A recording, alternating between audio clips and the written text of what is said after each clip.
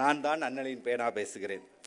சட்டை செய்யப்படாமல், சட்டை போட அனுமதிக்கப்படாமல் இருந்தவர்களுக்காக சட்டம் எழுதிய சமத்துவ நீதி பேசுகிறேன்.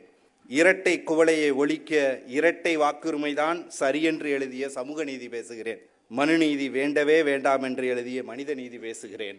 அவரின் சட்டை பையில் ஒட்டி கொண்டிருந்த நெஞ்சுக்கு நீதி பேசுகிறேன். கல்லூரி காலத்தில் ஷார்ட் ஃபிலிம் எடுக்காமல் மிட்நைட்டிலும் படித்து 8 பட்டங்கள் பெற 64 பாடங்களில் புலமை பெற்று எழுதிய டான் பேசுகிறேன். நடுவில் கொஞ்சம் பக்கத்தை காணும் என வந்த பாதையை மறந்து ஆங்கிலேயர்களோடு பீட்சா சாப்பிடாமல் புறக்கணிக்கப்பட்ட மக்களின் விடுதலை பற்றி எழுதிய மக்கள் செல்வன் பேசுகிறேன். சட்ட நிபுணர், பொருளாதார வல்லுநர், அரசியல்வாதி, சமூக சீர்திருத்தவாதி, நூலாசிரியர், வரலாற்றாசிரியர், சமூகவியலாளர், கல்வியாளர், சுதந்திர போராட்ட வீரர், பத்திரிகையாளர், மனித உரிமை ஆழ்வர், தத்துவவாதி என தசாவதாரத்தையும் தாண்டி விஸ்வரூபம் எடுத்த உலகநாயகம் பேசுகிறேன். ஆன்மீக அரசியலின்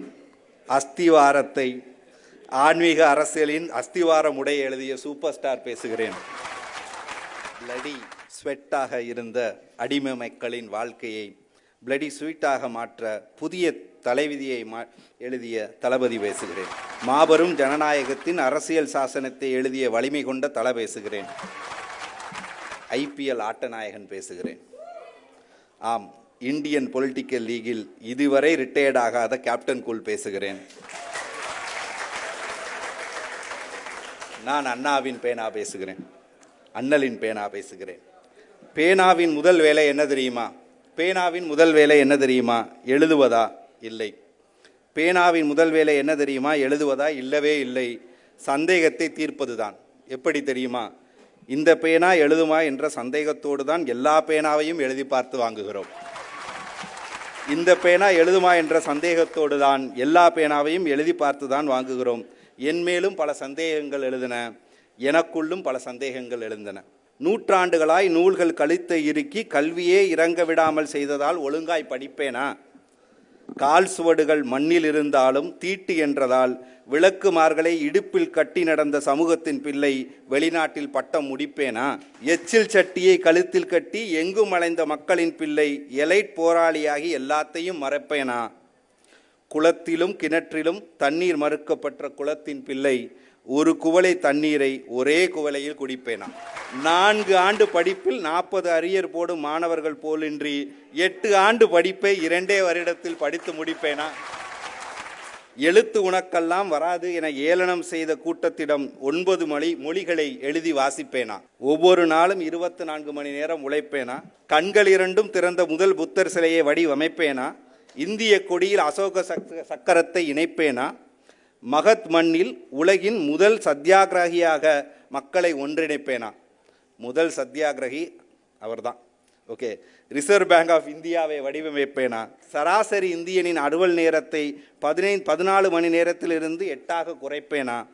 மொத்த பாராளுமன்றமும் எதிர்த்த போதும் பெண்களுக்கு சொத்துரிமையை உறுதி செய்து கொடுப்பேனா? பேனா பேனா பேனா எல்லா சந்தேகத்தையும் உடைத்தது இந்த பேனா.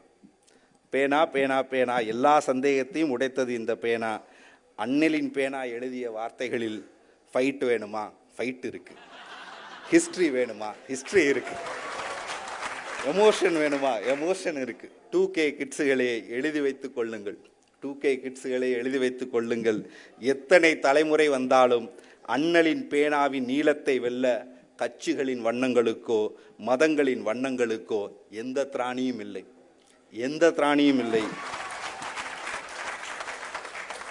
டிஎம்மில் சந்தித்து டிபி மாற்றி காதலித்து ஸ்டேட்டஸில் சண்டை போட்டு பிளாக் செய்து பிரேக்கப் ஆகி டிப்ரெஷனில் இருக்கும் சந்ததியே அப்ரஷனில் புழுதி என கிடந்த மக்களை எழுதி உத்வேகம் அளித்த அண்ணல் பேனாவை பற்றி நீங்கள் தெரிந்து கொள்ளத்தான் வேண்டும்.